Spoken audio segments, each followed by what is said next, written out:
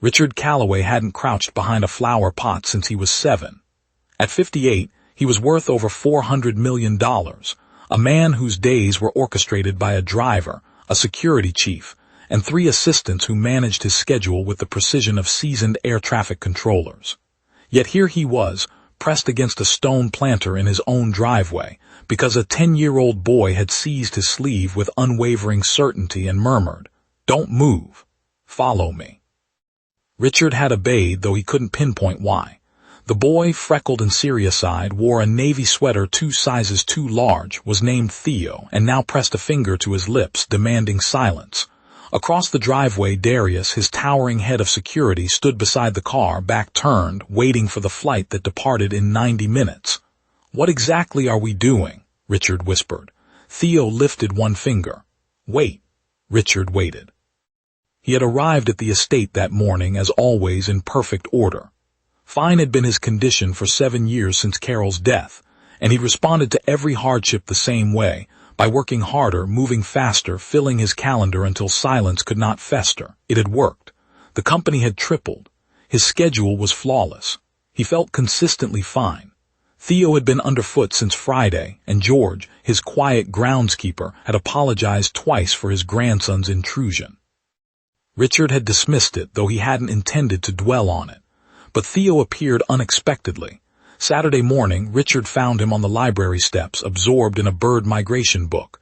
Saturday afternoon, Theo watched him field a call on the terrace, then asked, "Do you always look like that when you talk to people?" "Like what?"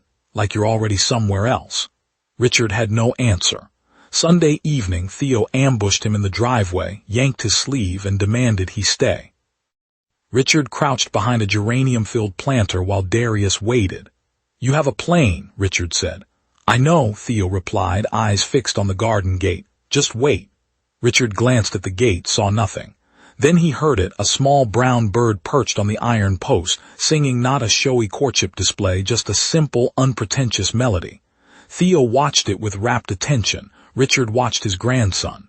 The bird trilled for 40 seconds, then vanished into the palms. "It comes every Sunday," Theo said. "Same time, same post. Grandpa showed me." Richard looked at the post.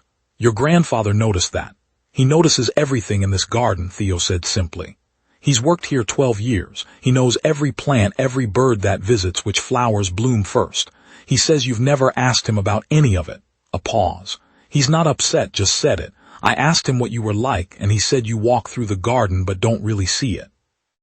The driveway fell silent in the dying light, palms brushing the horizon, shadows stretching long. "You pulled me behind a flower pot to show me a bird," Richard said finally. "So you'd have to stop," Theo replied. "You were going to walk right past it. You walk past everything." Richard had no reply. Darius observed them with practiced neutrality, a man who'd mastered the art of not having visible opinions. Richard rose slowly, brushed his jacket, and looked at the garden, really looked.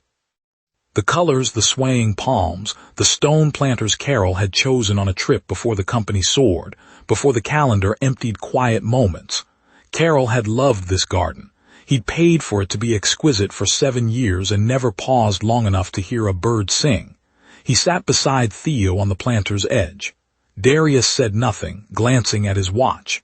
"Tell me about the garden," Richard said. Theo nodded, then launched into a detailed account of the geraniums, the soil's pH, the white-throated sparrow's seasonal return, and how the evening light turned the gate's stone to a fleeting gold. Richard listened, not the distracted way he did on calls, but fully, as if hearing the garden for the first time. He missed the flight not with drama, but by calling his assistant from the driveway. "Rebook for morning," he said.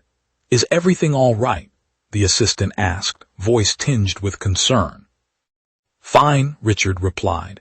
"Actually, yes, everything's fine." George joined them after that.